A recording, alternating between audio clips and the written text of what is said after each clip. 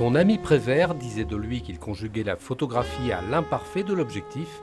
Toute sa vie, Robert Doisneau aura volontiers cédé aux œillades du hasard. À l'arrivée, une œuvre bien plus diverse qu'il n'y paraît, mais toujours placée sous le signe bienveillant et exigeant de sa liberté. On l'avait envoyé faire des photos d'un train qui avait déraillé dans un tunnel. C'est facile de photographier un train qui a déraillé. C'est un peu tout noir. Et donc, il a fait exactement comme il fait toujours dans ces cas-là, c'est-à-dire qu'il a complètement désobéi. Ça me dit sa manière de travailler, c'est-à-dire dans la plus totale indépendance. Chouchou des célébrités, des actrices, des gens de lettres, des peintres, Doisneau ne les plaçait pourtant pas au-dessus des plus modestes. Il n'avait pas oublié ses origines. Il les a photographiés vraiment comme des acteurs de cinéma. C'est-à-dire aussi une manière de rendre nobles les personnes les plus simples.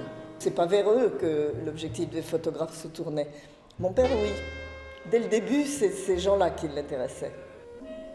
Dans les usines Renault, comme dans la cuisine de Picasso, Doisneau s'ingéniait à dénicher la beauté et à la fixer d'un déclic de Rolleiflex. Ainsi cette rare photo d'une tapisseuse devenue joueuse de harpe par un simple contre-jour.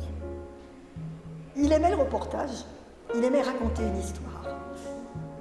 Quand il photographiait les enfants, il disait toujours ce sont des autoportraits, tout simplement parce que ces photos d'enfants sont souvent des témoignages qui lui ressemblent.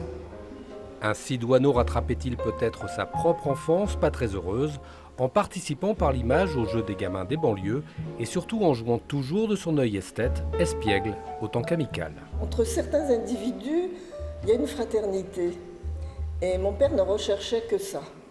Les choses minuscules, les choses devant lesquelles on passe sans les voir, lui, il nous les montrait du doigt. Je pense que c'est ça, la philosophie de sa vie. Robert Doisneau nous a quittés en 1994 sur une dernière malice puisqu'il est parti un 1er avril. Et vous avez jusqu'au 30 septembre pour redécouvrir ses clins d'œil à la drôlerie de la vie.